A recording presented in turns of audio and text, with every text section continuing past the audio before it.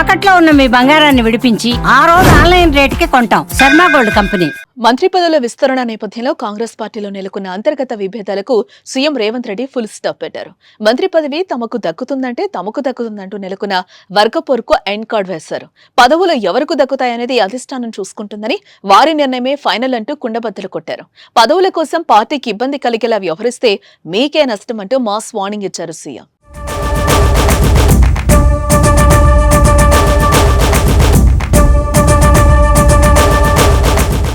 CM Revanth Reddy అధ్యక్షతన శంషాబాద్ లోని Novotel CLP సమావేశం నిర్వహించారు. ఈ సమావేశానికి మంత్రులు, ఎమ్మెల్యేలతో పాటు పార్టీ ముఖ్య నేతలు హాజరయ్యారు. దాదాపు 3 గంటల పాటు సాగిన ఈ సమావేశంలో పార్టీ నేతలకు సీఎం దిశానిర్దేశం చేశారు. ముఖ్యంగా పార్టీలో నెలకొన్న సమస్యలపై ముందుగా చర్చించారు. మంత్రి పదవుల విషయంలో నెలకొన్న ఊహాగానాలకు చెక్ పెట్టారు. మంత్రి పదవుల విషయం హైకమాండ్ చూసుకుంటుందని, ఇప్పటికే అధిష్టానం వద్ద నివేదిక ఉందన్నారు.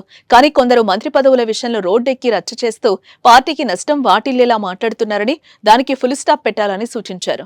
ఎవరైనా కాదు కూడదు అంటే తమకిష్టం వచ్చినట్లు వ్యవహరిస్తూ పార్టీ లైన్ ను క్రాస్ చేస్తే అది వారికే నష్టమంటూ స్వీట్ వార్నింగే ఇచ్చారు. ఇప్పటి వరకు చాలా సహిస్తూ వచ్చాం, కానీ ఇప్పటి నుంచి సహించేది లేదంటూ గట్టిగానే చెప్పారు రేవంత్.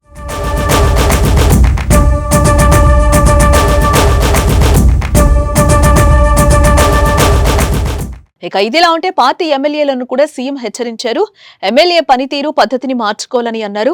చాలా మంది ఎమ్మెల్యేలు సొంత నియోజకవర్గాన్ని వదిలేసి హైదరాబాద్కు వస్తున్నారని, ఈ వీకెండ్ రాజకీయాలు మానుకోవాలని హితవు పలికారు.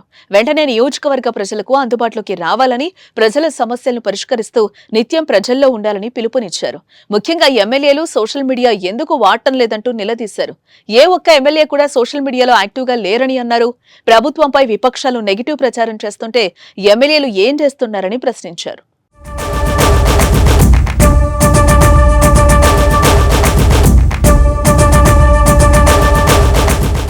మొత్తానికి సీఎల్పీ సమావేశంలో పార్టీ నేతలు ఎమ్మెల్యేలకు గట్టిగానే వార్నింగ్ ఇచ్చారు. మరోపక్క సీఎం రేవంత్ రెడ్డి క్లాస్ తో కాంగ్రెస్ నేతలు, ఎమ్మెల్యేలు అలర్ట్ అయ్యారు. జనంలోకి వెళ్లేందుకు రంగం సిద్ధం చేసుకుంటున్నారు. సీఎం చెప్పిన విధంగానే జనంలోకి వెళ్తే తమకు గ్రాఫ్ పెరుగుతుందని, ప్రజల సమస్యలను పరిష్కరించినప్పుడే రాబోయే రోజుల్లో తమ విజయం సులభతరం అవుతుందని భావిస్తున్నట్లుగా తెలుస్తోంది.